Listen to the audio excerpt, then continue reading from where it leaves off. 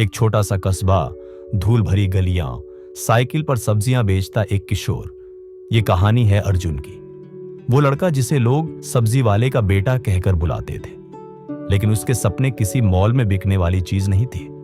वो सपना था देश की सेवा करने का, अफसर बनने का। उत्तर प्रदेश के एक छोटे से शहर हरिहरपुर में अर्जुन अपने पिता के साथ सुबह 5 बजे सब्जी मंडी जाता था। स्कूल के बाद वह ठेले पर सब्जियां बेचता और रात को लालटेन की रोशनी में पढ़ता। परिवार की आर्थिक स्थिति बहुत खराब थी, लेकिन मां हमेशा कहती, बेटा पढ़ लिख कर बड़ा अफसर बनना। एक दिन स्कूल में एक पूर्व छात्र का भाषण हुआ। वह अब एक आईएएस अधिकारी था। उसने कहा, सपनों को बड़ा रखो, क्योंकि छोटे सपने इंसान को रोक देते हैं।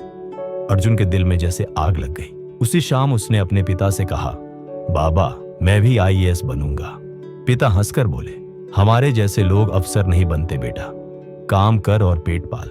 मोहल्ले वाले भी ताना मारते, तेरे जैसे सब्जी बेचने वाले क्या अफसर बनेंगे।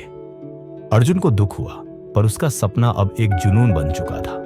अर्जुन को गाइड करने वाला कोई नहीं था, लेकिन फिर उसे शहर की एक लाइब्रेरी में एक रिटायर्ड शिक्षक मिश्रा सर मिले। उन्होंने अर्जुन का जुनून देखा और कहा, अगर तू ठान ले तो ये दुनिया तुझे नहीं रोक सकती।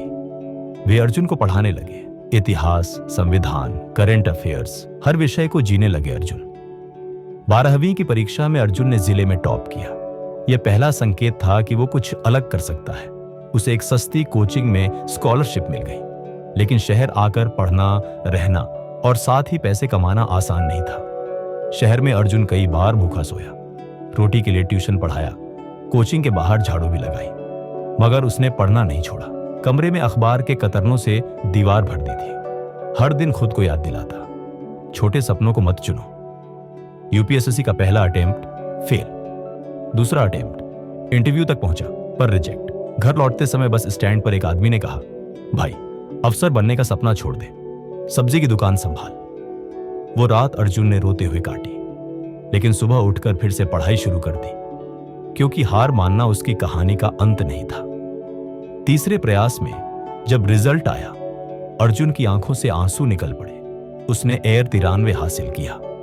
अब वो आईएएस बन चुका था। पूरा गांव ढोल नगाड़ों के साथ उसका स्वागत करने आया।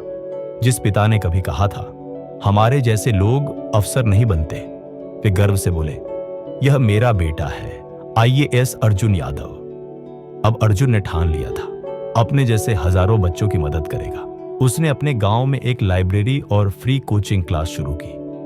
वह बच्चों को रोज कहता, छोटे सपनों को मत चुनो, क्योंकि छोटे सपने इंसान को वहीं रोक देते हैं जहां वो है, और बड़े सपने वहां ले जाते हैं जहां वो कभी सोच भी नहीं सकता।